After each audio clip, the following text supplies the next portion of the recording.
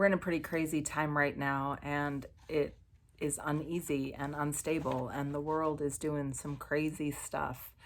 And I think it's about time that we as women kind of take back our strengths. You see, there was a time when we were brave and bold, and we stepped up and we owned all of us. And then we merged into fifth grade or sixth grade, and people started saying, no, no, don't do that. No, no, do this.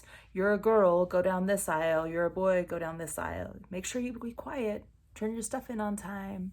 Adhere to the rules. Make sure you fit in these parameters. And somewhere in there, we got lost. Somewhere along the line, we lost that which was in us that was just the most magical thing ever. And we are not just one type of women. We come in all shapes and sizes. We're tall and short and round and square and flat and lumpy and all of that. And we're beautiful and we're lovely and we cover the earth. And it's about time that you take back who you are. So there's a little activity that I like to do, and we'll do it really quickly. And that is that there's certain names that you like to be called. And there's nicknames, there's titles. I want you to write down your 5 favorite names. Just real quick. So for instance, my name's Emily. I'm a mother, I'm a grandma, I am a friend. There's actually only 2 people on the planet who call me Emmy, but it makes me really happy. And so there's a lot of things out there that people can call you. So pick your top 5 favorite. And if you don't have 5, pick 1 or 2. And then I want you to write down descriptive words. And I want 5 of them as well. Words that you use to describe yourself. Now, there are a lot of people who say that I am too tall, too big, too loud, too whatever. Much is usually the thing.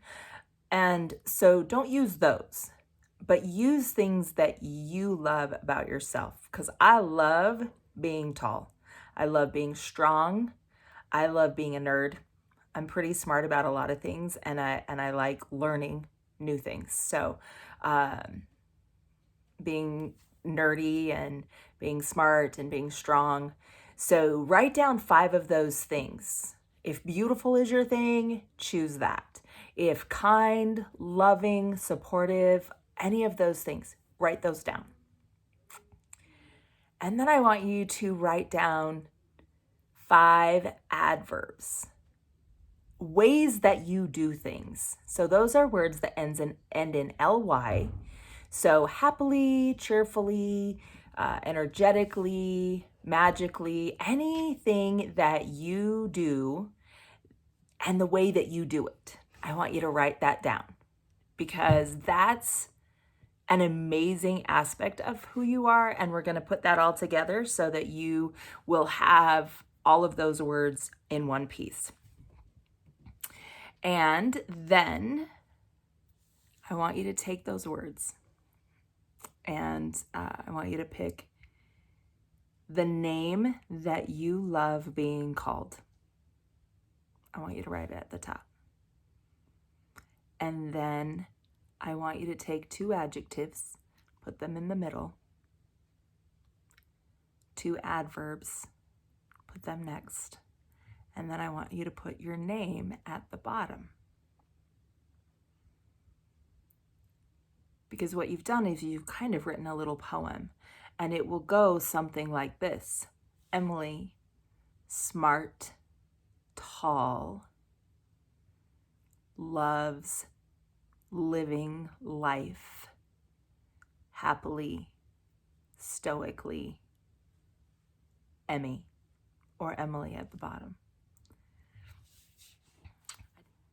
Now I'd like you to write down some verbs, things that you love doing, things that light you up when you get the idea that you get to go do them. So for me, I love driving. I love traveling. I love adventures. And so I want you to write down 5 of those. In this life where we're kind of under a lot of turmoil and we're trying to redo our life, we're trying to reconvene some sort of normalcy, there's 4 ways that you deal with stress and the craziness. And one of them is to create. So I'm going to help you create a little poem. It's also going to be a new way for maybe you to identify your image or how you see yourself, because these are your words. This is how you see you. So at the top, I want you to write your name. So my name's Emily. Emily is tall and strong. So I want you to write 2 words from your adjective list.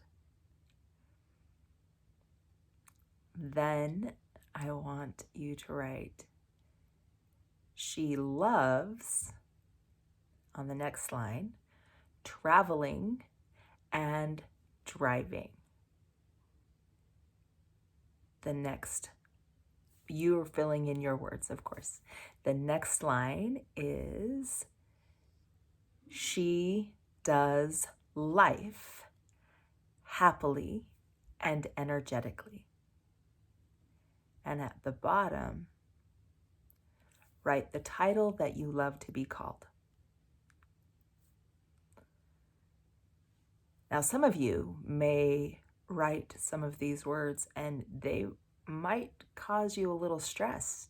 They might cause you a little anxiety because you like the word, but tied with you is maybe a trigger or maybe some anxiety.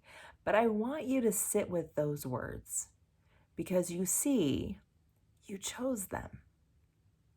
So they are you. And maybe they are so you, but it's the you that got lost. It's the you that got tucked away somewhere.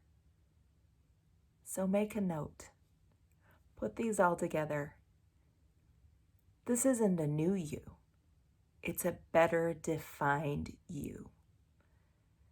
And if you want more information or more help, go ahead and leave a like or a comment. Let me know, because I'd be more than happy to reach out, give you more information on how to get a more in-depth, maybe clearer, more well-defined definition of yourself.